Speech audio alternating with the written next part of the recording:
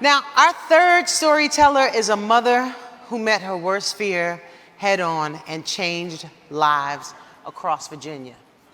Please welcome Pam Mines.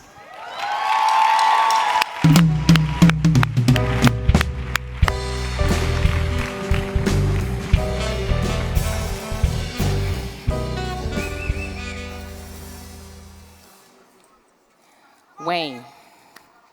He's driving his first car, and it is a nice red, when he's pulled over by a police officer. I mean, he gets nervous like anyone in this room would be, but this time the interaction would be just a little bit different because Wayne has autism. So he sees the car, he sees the lights, he even hears the siren, but instead of pulling over to the side of the road like you or I would do, he goes lane to lane because in his mind, he needs to get out of this officer's way. So by the time he does pull over to the side of the road, the police officer is cautious because in his mind, this young man is eluding police and he has something to hide. So when he walks up to the to the car with his hand on his weapon ready to draw, he's nervous because in his mind, he thinks something really bad is about to happen. Either response is going to have a really bad result. This story hits really close to home for me because I have a 15-year-old son who has autism. And I started thinking, what if my son were a teenage driver and he was pulled over by police? Might his non-compliance, his loud noises, his sudden movements, or even his lack of understanding call the police officer to draw their weapon and shoot? If my son were shot, would it be a justified shooting? My response was a very real and terrifying yes. So I knew right then I had to do something. I had to do something. Immediately, I knew I had to do something in honor of my son, not in memory of him.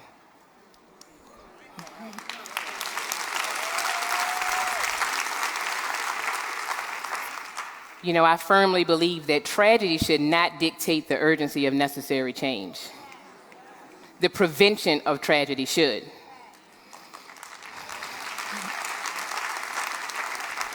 So I started thinking, what if there was an innocuous code that we could add to driver's licenses or identification cards noting that the individual does in fact have autism?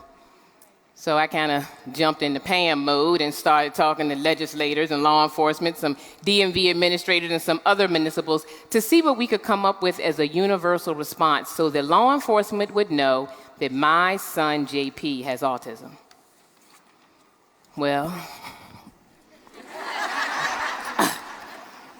July 1st, 2014, my son JP was the very first person in the state of Virginia to get a specialized ID, now known as JP's Law.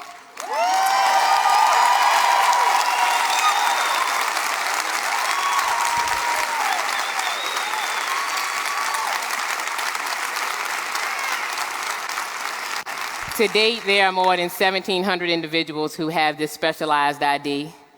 And we're trying to take this law from being a state law to a national law. And again, in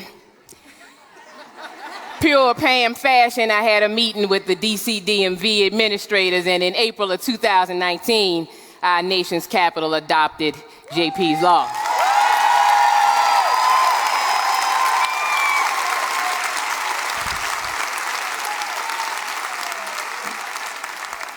Now, initiating JP's Law and having it go through the Virginia General Assembly and DC and all of that stuff, it was fantastic and it felt great.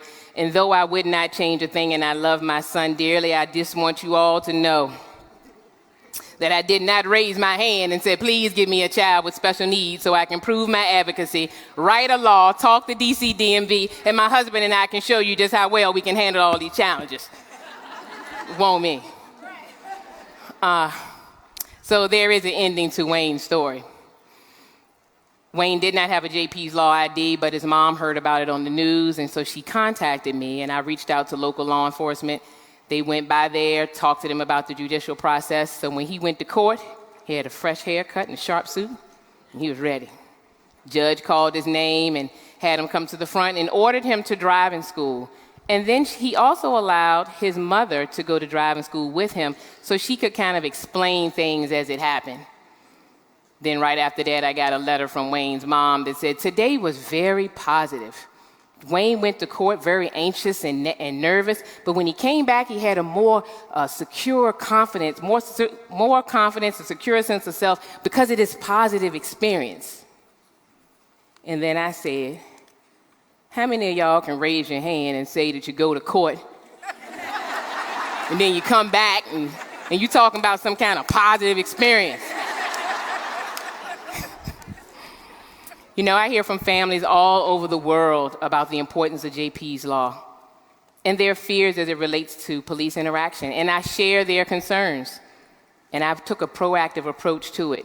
And now you know who my son is, not who he was.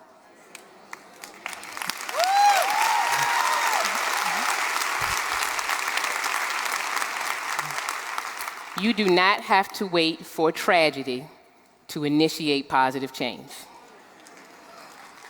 I know this for sure because I'm a mom. I'm making history. And I did it not because I thought I could, but because I never thought I couldn't. Thank you. Woo.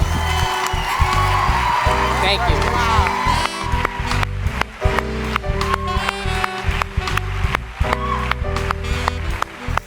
Gosh. Wow, thank you, Pam. Now I see why you were doing Tai Chi backstage and warming up and doing all that. You had some power to bring on this stage. Thank you so much for that amazing story. Never underestimate the ability of a mother to change the world.